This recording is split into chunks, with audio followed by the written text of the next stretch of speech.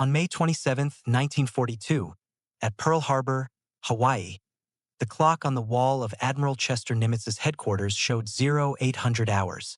Lieutenant Commander Edwin Layton stood before his commander with a folder that contained intelligence so precise, so specific, that it would seem impossible to anyone outside that room. "The Japanese are coming to Midway," Layton announced. "They will approach from the northwest on bearing 325 degrees. They will be spotted approximately 175 miles from the island. The attack will commence at 0700 hours on June 4th. Admiral Nimitz looked at his intelligence officer with the calm that had made him one of America's most trusted commanders. "You're telling me you know exactly where Yamamoto will be, when he will arrive, and what he plans to do?" "That's correct, sir," Layton replied. "We can read every order, every position report, every communication between Japanese commanders. We know their entire battle plan." The room fell silent. In that moment, Nimitz understood that the United States Navy possessed something more powerful than any battleship, more devastating than any bomb. America could read Japan's deepest secrets. What none of them fully grasped yet was that this moment represented the culmination of 2 decades of patient, methodical work. The code-breaking triumph that would change the course of the Pacific War had not happened overnight. It was the result of years of preparation, brilliant mathematics, and the tireless dedication of men working in basement rooms far from any battlefield. The intelligence Layton presented would allow Nimitz to set a trap so perfect, so complete, that historians would later call the resulting battle the most decisive naval engagement in American history. But the story of how America gained the ability to read Japanese naval communications began long before Pearl Harbor, in the quiet offices of a handful of linguists and mathematicians who saw war coming years before the first bombs fell. The foundation was laid in the early 1920s when a young naval officer named Lawrence Safford recognized that future wars would be fought not just with guns and ships, but with information. Safford, who would later be called the father of Navy cryptology, established the Navy's first organized code-breaking unit in 1924. It was a modest beginning, just a few officers working with pencil and paper, trying to understand the diplomatic and military communications of potential adversaries. But Safford understood that Japan, rising as a Pacific power, would eventually challenge American interests. He began recruiting men with unique talents, linguists who had lived in Japan, mathematicians who could see patterns in chaos, and radio operators who could pluck signals from the air. By the early 1930s, the Navy had established intercept stations across the Pacific. One was at Pearl Harbor in Hawaii, another at Cavite in the Philippines, and a third worked from Washington. These stations would eventually form the backbone of America's signals intelligence network. Among the young officers Safford recruited was Joseph Rockefort, a man whose career would become inseparable from the breaking of Japanese codes. Rockefort had joined the Navy in 1918 at age 17, lying about his age to enlist during World War I. He showed an immediate talent for languages and puzzles. His superiors noticed. Instead of sending him to sea, they assigned him to the Code and Signal section in Washington. There, working with the Navy's earliest cryptographic efforts, Rockefort discovered his calling. In 1929, the Navy sent Rockefort to Tokyo to master the Japanese language. For 3 years, he lived in Japan, studying not just the language, but the culture, the military structure, and the way Japanese officers thought and communicated. It was during this assignment that Rockefort met another young officer who would prove crucial to the coming war, Edwin Layton. The two men formed a friendship based on their shared fascination with Japan and their conviction that understanding the enemy's language and culture would be essential in any future conflict. The Japanese introduced their most sophisticated naval code on June 1, 1939. American cryptanalysts gave it the designation JN-25. JN simply meant Japanese Navy, and the 25 indicated it was the 25th Japanese naval system the Americans had identified. This was no simple substitution cipher. JN-25 was an enciphered code, a two-step system that made it extraordinarily difficult to break. First, Japanese operators would look up words and phrases in a code book containing approximately 33,000 entries. Each word or phrase was represented by a 5-digit number group, but the Japanese didn't transmit these numbers directly. They added a second layer of security by using additive tables. The operator would take the 5-digit code group, then add another 5-digit number from a separate book, creating a third 5-digit group that bore no obvious relationship to the original. This additive changed regularly, sometimes as often as every few months. To read a message, American cryptanalysts had to strip away the additive, then match the resulting code groups to their meanings in the codebook. By late 1940, American and British cryptanalysts working together had made progress against JN-25. They understood the structure of the system. They had identified perhaps 10% of the code groups, approximately 3,800 out of 33,000. But their work was painstakingly slow. With only a handful of analysts and limited intercepts to work with, full penetration of the code seemed years away. Then, on December 1, 1940, the Japanese introduced a major change. They implemented an entirely new codebook, which cryptanalysts later designated JN-25B. Every code group meaning had changed. The cryptanalysts had to start over. They began the slow work of rebuilding their knowledge, identifying code groups one by one through traffic analysis, through guessing at common phrases, and through brilliant deductive work. By October 1941, they were making progress again. Perhaps 1,500 code groups had been recovered. Hopes were rising that, by the following spring, they might be reading current traffic with reasonable comprehension. Those hopes suffered a setback on December 4, 1941. Just 3 days before the Pearl Harbor attack, the Japanese changed their additive tables to a new system designated Additive 8. While this was not as catastrophic as a complete codebook change, it still meant the cryptanalysts had to recover the new additives before they could read any messages. The process would take weeks. When Japanese aircraft struck Pearl Harbor on December 7, 1941, the codebreakers felt the attack as a personal failure. They had been working on JN-25 for over 2 years. If they had achieved better penetration earlier, if the December 4th additive change hadn't temporarily blinded them, might they have detected some indication of the approaching attack force? The question would haunt them, particularly Joseph Rockefort, who had been assigned to take command of Station Hypo at Pearl Harbor in June 1941. In the basement of the 14th Naval District Administration building at Pearl Harbor, a transformation began. The building sat near the submarine base, an unremarkable concrete structure that few people paid attention to. In its basement, down a narrow stairway past security checkpoints, was a room that would become the nerve center of the Pacific War. This was Station Hypo, 60 feet long, windowless, and illuminated by harsh fluorescent lights that hummed constantly. The air conditioning fought a losing battle against the heat generated by IBM tabulating machines and the bodies of dozens of analysts working around the clock. This was where Joseph Rockefort and his team would wage their war. Rockefort was an eccentric commander by any standard. He often worked 72-hour stretches without leaving the basement. He wore a smoking jacket and slippers because the air conditioning made the room frigid at night. He went days without shaving. He chain-smoked and drank coffee by the gallon. But he demanded excellence from himself and his team. He had handpicked many of them. There was Thomas Dyer, a brilliant cryptanalyst who would prove instrumental in breaking JN-25 and who had developed procedures for using IBM machines to process encrypted messages. There was Alva Laswell, a Japanese language expert who had studied in Tokyo and could understand the nuances of military communications. There was Ham Wright, a cryptanalyst who worked closely with Dyer on the most difficult code groups. There was Joseph Finnegan, a mathematician whose work on daytime groups would prove crucial, and there were dozens of enlisted men, many of them musicians from the band of the USS California, which had been sunk at Pearl Harbor. These men had nowhere to go, so they were assigned to Hypo. Many proved to have the mathematical and analytical minds needed for code breaking. Rockefort believed that musicians who could read sheet music possessed pattern recognition skills that translated perfectly to spotting recurring number groups in encrypted messages. The work was tedious beyond description. An intercepted message might contain 205-digit groups. Each group had to be processed. First, they had to strip away the additive if it had been identified, then attempt to match the resulting code group to its meaning.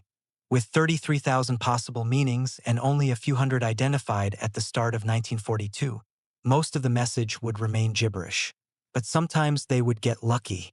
A code group for a ship name here, a location there, perhaps a date, though those were super, enciphered with an additional layer of security. From these fragments, the analysts would try to piece together meaning, what ships were being discussed, where were they going, when would they arrive. By April 1942, Hypo was reading approximately 20% of JN-25B messages. This was remarkable progress achieved in just 4 months. More importantly, they were reading the right 20%. They had identified code groups for ship names, for locations, for military units, and for common phrases used in operational planning. When a message came in discussing an upcoming operation, they could often determine what, where, and approximately when, even if large portions of the message remained unreadable. This was the situation when, in late April 1942, the analysts began detecting references to a major operation planned for early June. The target was identified by a code group that appeared frequently in the intercepts, AF. The question that would define the next month was simple but critical. What did AF represent? Geography and logic suggested Midway Atoll. The tiny island sat 1,000 miles northwest of Honolulu at the far end of the Hawaiian chain. It was strategically important. If Japan took Midway, they would have an advanced base from which to threaten Hawaii itself. But other analysts, particularly those in Washington, disagreed. Rockefort needed proof. If he was wrong, if Nimitz positioned his limited carrier forces to defend Midway while the Japanese struck elsewhere, the consequences would be catastrophic. The fate of the war in the Pacific would turn on whether AF was Midway. In mid-May 1942, Lieutenant Commander Jasper Holmes of Rockefeller's staff proposed an elegant solution. If the Japanese were reading American radio traffic and if AF was indeed Midway, perhaps they could trick the Japanese into confirming it. The plan was simple but brilliant. Midway would send an uncoded radio message, one the Japanese could easily intercept, reporting a mechanical problem, something specific enough to be believable and urgent enough that the Japanese might report it in their own coded traffic. Rockefort took the idea to Leighton. Leighton presented it to Nimitz. Nimitz approved immediately. On May 19th, Nimitz sent a message to the commanding officer at Midway via a submarine cable that the Japanese could not intercept. The message instructed Midway to broadcast in plain language, with no encryption, that the island's water distillation plant had broken down and they urgently needed fresh water supplies. On May 20th, the message went out from Midway. Rockefort and his team waited anxiously. Would the Japanese take the bait? 2 days later, on May 22nd, Station Hypo intercepted a Japanese intelligence message sent from Tokyo to multiple commands. It stated that AF was reporting a water shortage and would need to transport additional water for the upcoming operation. The room erupted in controlled celebration. AF was Midway. There was no doubt now. Rockefort immediately sent word to Leighton, who briefed Nimitz that same day. The commander of the Pacific Fleet now knew with certainty where the Japanese would strike. But knowing the target was only the first piece of the puzzle. Nimitz needed to know when the attack would come and in what strength. Through the last week of May, Hypo worked around the clock. They needed the date.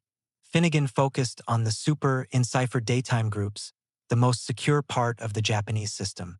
On May 25th, he found the key. It was a brilliant piece of cryptanalysis that would allow them to read the timing of Japanese operations.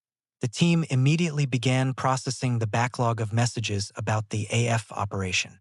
On May 26th, the picture became clear. The Japanese were assembling a massive force. For carriers, 2 battleships, numerous cruisers and destroyers, an invasion force with troops to occupy Midway after the airstrike, a submarine cordon to intercept American reinforcements, and a diversionary force that would strike the Aleutian Islands to draw American attention north. The main strike against Midway would come in the first week of June, most likely June 4th or 5th. The attack would come from the northwest, approaching Midway at dawn to launch their aircraft. On the morning of May 27, 1942, as the USS Yorktown entered Pearl Harbor with visible battle damage from the Coral Sea, Edwin Leighton walked into Nimitz's office for the daily intelligence briefing. What he was about to tell the Admiral would seem almost impossible. The intelligence from Station Hypo was so precise, so detailed, that it included not just the target and the timing, but the exact bearing from which the Japanese would approach, the approximate distance at which they would launch their aircraft, and even the estimated time of the attack.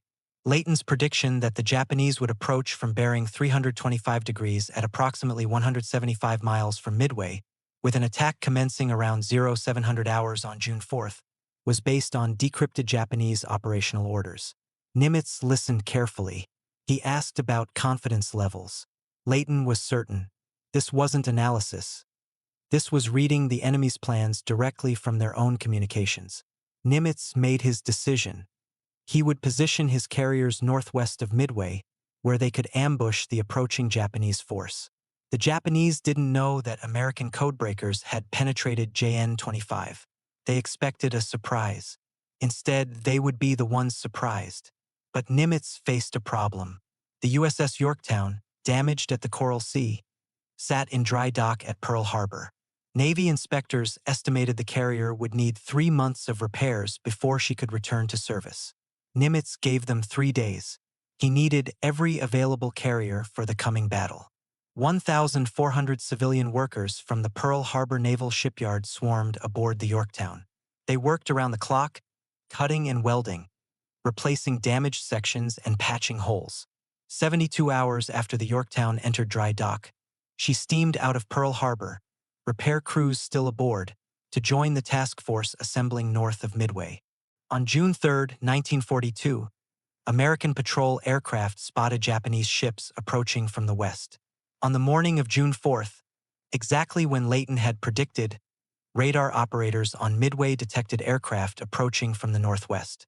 At 0702 hours, just 2 minutes after Layton's predicted time, Japanese aircraft struck Midway. But the American carriers were not at Pearl Harbor as the Japanese had expected. They were positioned northeast of Midway, waiting. When Nimitz received the first contact reports that morning, he remarked to Layton that his prediction had been off by only 5 minutes, 5 degrees, and 5 miles. It was one of the most accurate pieces of tactical intelligence in naval history. The Battle of Midway raged from June 4th through June 7th, 1942. American dive bombers caught 3 Japanese carriers, the Akagi, Kaga, and Soryu, with their aircraft being rearmed on deck. Within minutes, all 3 were burning and would later sink. The 4th carrier, the Hiryu, launched a counterattack that damaged the Yorktown, but American aircraft found and destroyed the Hiryu that afternoon. In exchange for the Yorktown and the destroyer USS Hammond, the United States Navy had sunk all 4 Japanese fleet carriers that had struck Pearl Harbor. The Japanese lost approximately 290 aircraft and 3,057 men. The Americans lost 145 aircraft and 307 men. More importantly, Japan lost 4 experienced carrier crews, pilots, mechanics, and support personnel who could not be replaced. The Japanese Navy would never again achieve the striking power it possessed before Midway. The intelligence advantage did not end at Midway. Station Hypo continued breaking JN-25 throughout the war. Japanese commanders never realized their codes had been compromised. They continued using JN-25, periodically changing additives and codebooks, but the cryptanalysts kept pace with each change. The intelligence derived from JN-25, given the code name Ultra, shaped every major American operation in the Pacific. One of the most dramatic uses of ultra-intelligence came in April 1943. American cryptanalysts decoded a message revealing that Admiral Yamamoto, commander of the Japanese Combined Fleet and architect of the Pearl Harbor attack, would fly from Rabaul to Bougainville on April 18th. The message provided his exact route and timing. Admiral Nimitz ordered an interception. 18 P-38 Lightning fighters from Henderson Field on Guadalcanal flew 500 miles to intercept Yamamoto's transport. They arrived exactly on time, exactly on course, and shot down both Japanese aircraft. Yamamoto died in the jungle of Bougainville. The operation succeeded because American cryptanalysts could read the Japanese Navy's most secure communications.